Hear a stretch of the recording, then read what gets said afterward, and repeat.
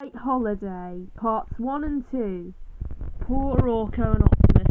They spent the whole of their grown-up lives behind the scenes at the 2002 He-Man series and Transformers Armada, feeling quite depressed of what was going on. Let me explain it to you in full detail. Orko was working as a cast member on the 2002 He-Man series. The reason why he didn't star in most episodes was because he was verbally and physically abused by his fellow castmates, often pushed to the ground and yelled at by the series' buff main star. He would come home crying, with scars on his soft blue hands from Evelyn cutting him with a knife. As for Optimus, his days working as the main character in Transformers Armada were even worse than what Orko experienced. He was forced to say the same lines over and over again, and due to rush production, received snarky, snooty comments from his fellow human co-star Alexis. His Autobot co-stars tried to help him, but he just shrugged them off. Whenever the two came home, they would be greeted by their little housemate, Furaha the Lioness Cub, who felt sorry for them. She would try to cheer them up or give them something to eat, but oh, the depression they felt because of all the times they had to do the same things over and over behind the scenes on their shows. It was a nightmare, a hellish job, a source of unhappiness. Then one day, as Orko was being dropped off by Optimus to his bland, boring job, he found a note pinned to the door. What's more, the door was all shut up with locks and chains all round it.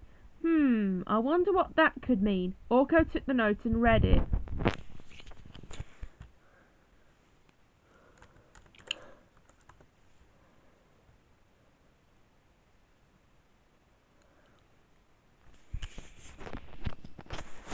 Part 2. Gone for 7 months. All actors must take a well-earned break until more money from our studio goes into our bank account. Meanwhile, Optimus received the same note as his local production studio. He was shocked. Optimus and Orko got back together again in the middle of town square. I got a note saying the studio's closed for 7 months, shouted Orko. I got one too, said Optimus. Do you know what this means? Orko and Optimus looked at one another in stunned silence. We are free! Optimus and Orko both shouted. All the way home, Orko took a joyride on Optimus, drinking a can of Coke he bought from the store with his now light hands, and screaming at the top of his lungs. Woohoo! Yeah! He shouted loudly. We're free! No more He-Man! Or Transformers Armada! Screamed Optimus. When they got home, Furaha jumped to see them fling the door open and yell, Furaha! What? Asked Furaha. You're kidding! Yeah, no joking. We got a note on our studio door saying they can't have money until the 7 months are up. We're free!